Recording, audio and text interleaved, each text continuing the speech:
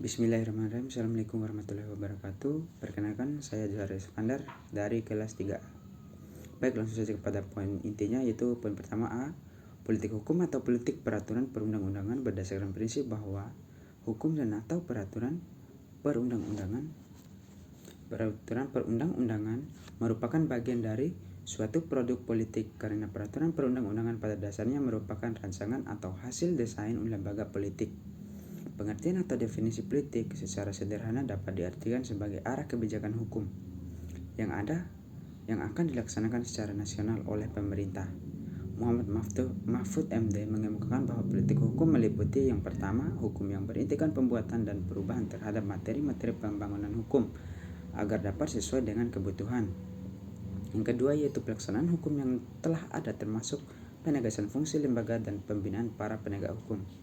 Sebagaimana disebutkan bahwa politik peraturan perundang-undangan merupakan bagian atau substansi dari politik hukum.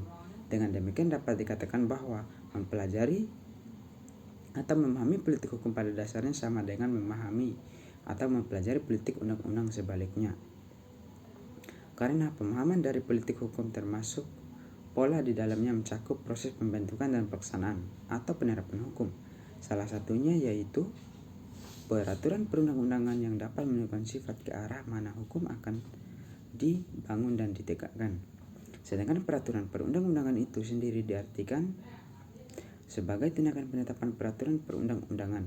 Abdul Wahid Marsum mengartikan politik peraturan perundang-undangan sebagai kebijakan yang diterapkan sebagai tindakan pemerintahan atau negara dalam mengatur peraturan perundang-undangan sejak tahap perencanaan sampai dengan penegakannya atau implementasinya, sehingga dapat dikatakan bahwa politik peraturan perundang-undangan merupakan kebijakan pemerintah atau negara mengenai pengaturan substansi hukum yang mengatur peraturan perundang-undangan.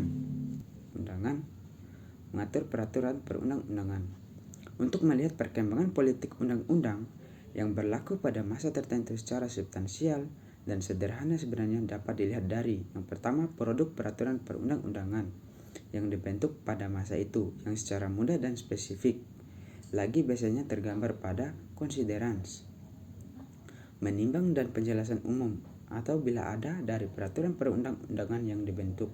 Yang kedua yaitu kebijakan yang dibuat oleh pemerintah atau negara pada saat itu merupakan garis pokok pembentukan hukum seperti GBHN pada masa pemerintahan Orde Baru atau Prolegnas, dan rencana pembangunan jangka menengah nasional yang berlaku pada saat ini. Masuk kepada poin B yaitu kebijakan politik hukum nasional. Sebelum lebih jauh membahas politik undang-undang, maka terlebih dahulu memahami politik hukum sebagai induk dari politik undang-undang. Oleh karena itu, perlu disinggung secara besar mengenai arah kebijakan hukum nasional yang sedang dilaksanakan pada saat ini. Arah kebijakan hukum nasional dilandaskan pada keinginan untuk melakukan perkembangan sistem dan politik hukum yang dilandaskan pada 3 prinsip dasar yang wajib dijunjung oleh setiap warga negara, yaitu yang pertama supremasi hukum, yang kedua di hadapan hukum, dan yang ketiga penegakan hukum dengan cara-cara yang tidak bertentangan dengan hukum. Ketiga prinsip dasar tersebut merupakan syarat mutlak dalam mewujudkan cita-cita terwujudnya negara Indonesia yang damai dan sejahtera. Jika hukum ditegakkan dan diwujudkan, maka diharapkan kepastian, rasa aman, tentram, ataupun kehidupan yang rukun akan dapat terwujud. Untuk itu, politik hukum nasional harus selalu berupaya mengatasi berbagai permasalahan dalam pelanggaran sistem dan politik hukum yang berkaitan dengan substansi hukum, struktur hukum, dan budaya hukum. Yang pertama yaitu substansi hukum atau legal substance.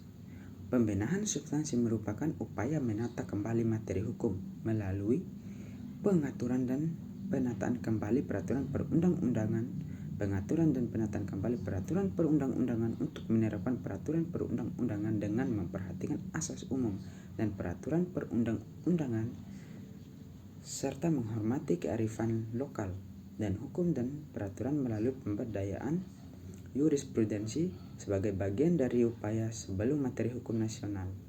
Hal ini akan dibahas selanjutnya karena materi ini merupakan bagian dari politik undang-undang. Yang kedua yaitu struktur hukum. Pembenahan terhadap struktur hukum lebih fokus kepada penguatan kelembagaan dengan meningkatkan profesionalisme hakim dan sifat peradilan serta kualitas sistem peradilan yang terbuka dan transparan. Sistem peradilan meningkatkan transparansi agar peradilan dapat diakses oleh masyarakat dan memastikan bahwa hukum diterapkan dengan adil dan memihak pada kebenaran. Memperkuat kearifan lokal dan hukum adat untuk menyelesaikan sistem hukum dan peraturan melalui pemberdayaan jurisprudensi sebagai bagian dari upaya materi hukum nasional. Dalam penerapan dengan pembenahan struktur hukum ini, langkah-langkah yang diterapkan adalah yang pertama, yaitu menumbuhkan kembali kepercayaan masyarakat pada sistem hukum dan kepastian hukum. Kurangnya independensi lembaga penegak hukum yang terjadi selama kurun waktu silam membawa dampak besar dalam sistem hukum. Intervensi berbagai kekuasaan lain terhadap kekuasaan yudikatif telah mengakibatkan terjadinya parsialitas dalam berbagai putusan, walaupun hal ini terjadi karena prinsip-prinsip imparsialitas dalam sistem peradilan telah mengakibatkan degradasi kepercayaan masyarakat sistem hukum maupun kepastian hukum.